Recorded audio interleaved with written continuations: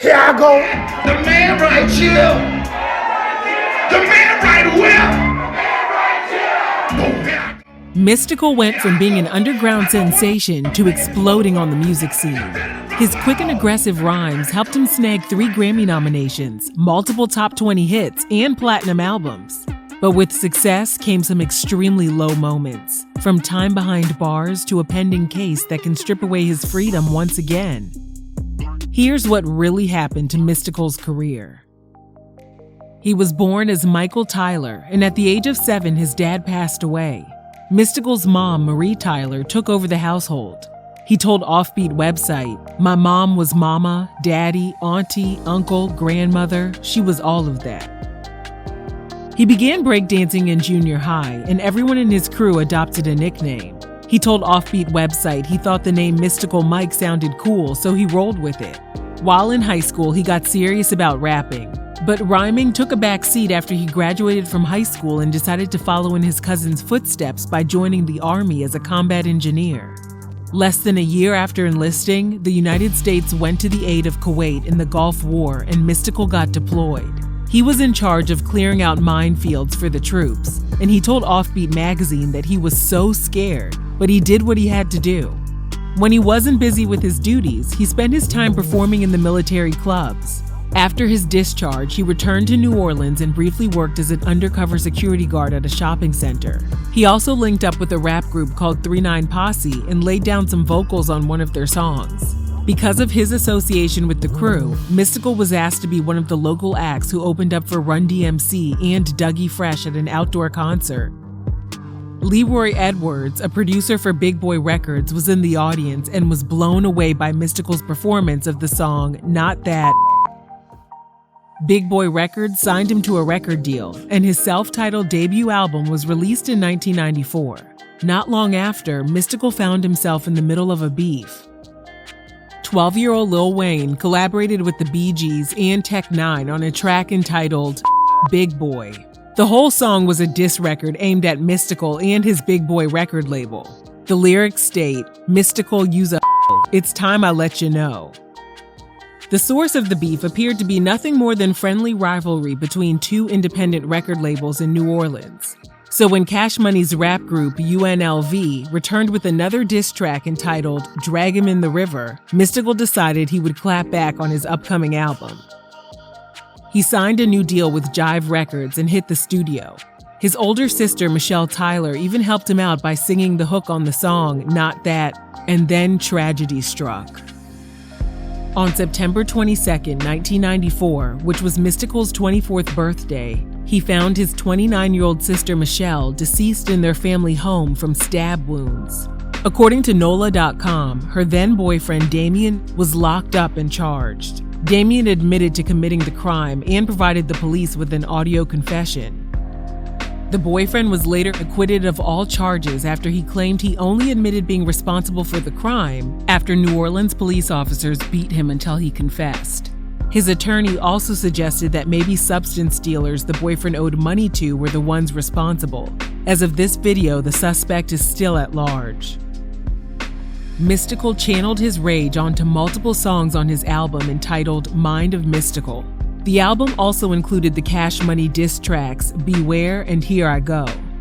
The music world was buzzing, and everyone wanted to collaborate with the high-energy artist, including Goody Mob and No Limit founder Master P.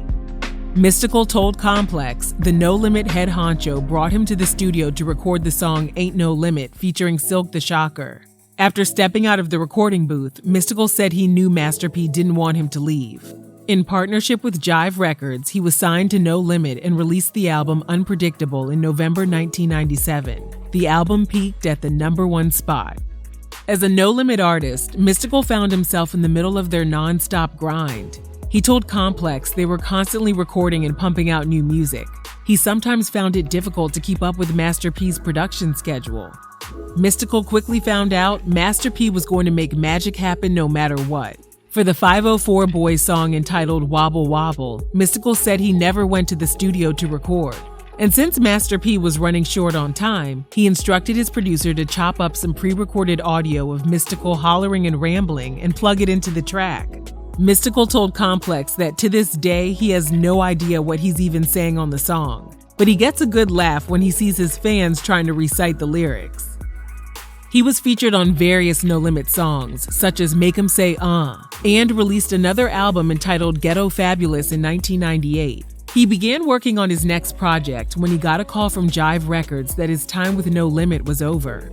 Mystikal told Complex he believed Jive saw how successful he had become under the No Limit umbrella, and they wanted to step back in and take over full control.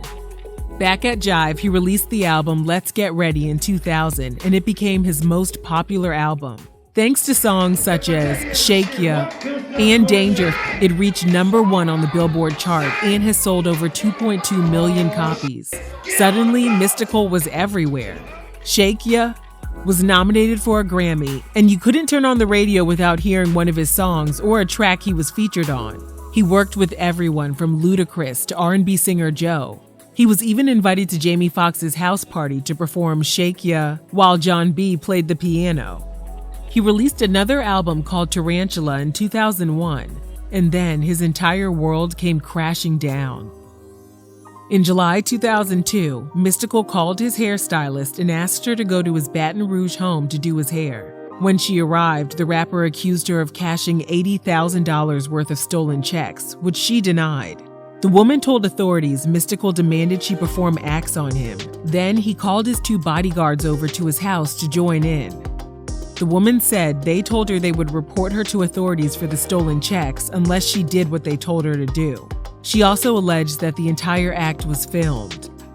After a police investigation, Mystikal turned himself in. His lawyer insisted he would be cleared of all charges since the acts were consensual and everyone was laughing and having a good time. However, the case took a turn when the prosecution recovered the video of the heinous act at his home. The judge watched the video and said it was clear the victim was being terrorized and degraded during the act.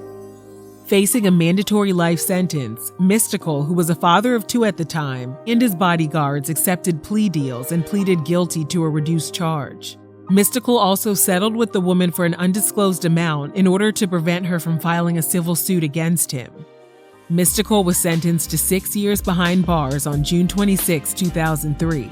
He later expressed regret to NOLA.com for being the mastermind behind the entire incident and for ruining so many people's lives. His problems were far from over, though. In August 2005, while still incarcerated, he was charged with failure to file tax returns for over $1.7 million he made in 1998 and 1999. He pleaded guilty and was sentenced to 1 year behind bars. According to Today.com, the judge allowed him to serve his sentence at the same time he was serving his sentence for the act committed against his hairstylist. He was finally released in January 2010 and was ordered to 5 years probation and was required to register as an offender. 5 months later, he showed up on the red carpet arm in arm with a pregnant woman who was identified as Tedra Sterling. According to the book Groove Interrupted, Tedra lived next to one of Mystikal's other baby mamas, and they began dating prior to his conviction. Upon his release, she got pregnant and they got engaged. Mystikal was excited to start a new life with Tedra, their new baby, and his 11-year-old daughter and 10-year-old son from previous relationships. Tedra gave birth to their daughter in October 2010, and Mystikal was ready to make some positive changes. He knew that if he messed up, he would be thrown right back behind bars. He told NOLA.com, "I'm not exempt from being human. I'm gonna make mistakes, but certain areas I can't screw up, and I'm not." He teamed up with his former rival Lil Wayne and rapper Fiend for the song Paper Cuts, and he signed with Cash Money Records in 2011. Birdman told Billboard Mystikal's follow-up to his 2001 album Tarantula was set to be released in early 2011, but things didn't go as planned. In February 2012, he was locked up on a domestic charge. Since he was still on probation for the incident involving his hairstylist, he was ordered to serve 90 days. In 2014, nearly 3 years after signing with Cash Money, he had only released one song called Original. He told NOLA.com he decided to part ways with the label, but was adamant that things between him, Birdman, and Lil Wayne were still amicable. From there, he released the song Robert De Niro and was featured on a few tracks including Just a Lil Thick, She Juicy by Trinidad James. It's presumed that he and Tedra had 2 more children together, but it's unclear if they ever tied the knot. In 2016, he starred alongside Carly Redd in the low-budget film My Side Piece. Months later, his world was rocked once again. On the night of October 22, 2016, Mystikal was in Shreveport to perform at the Legends of Southern Hip Hop tour. According to Rolling Stone, following his performance, a woman claimed the rapper took advantage of her at a Shreveport casino. After police launched an investigation, DNA evidence linked Mystikal to the crime. A warrant was issued, which included a kidnapping charge. In July 2017, he turned himself in. Another man named Avery One Holman was also locked up in connection with the crime and took a plea deal. And a woman named Tanisha Wafford was detained after she attempted to convince the victim to drop the charges against the two men. She accepted a plea deal as well and was released with time served.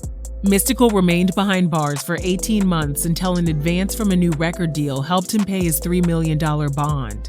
He was released from custody in February 2019. As of this video, the case is still pending. A month after his release, the IRS came knocking once again.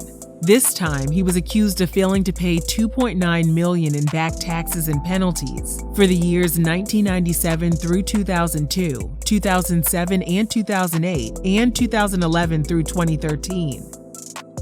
With all the twists and turns Mystikal has experienced, it's unclear what the future holds for him. Let us know if you're shocked by the outcome of his career, and thanks for watching Real Reality Gossip.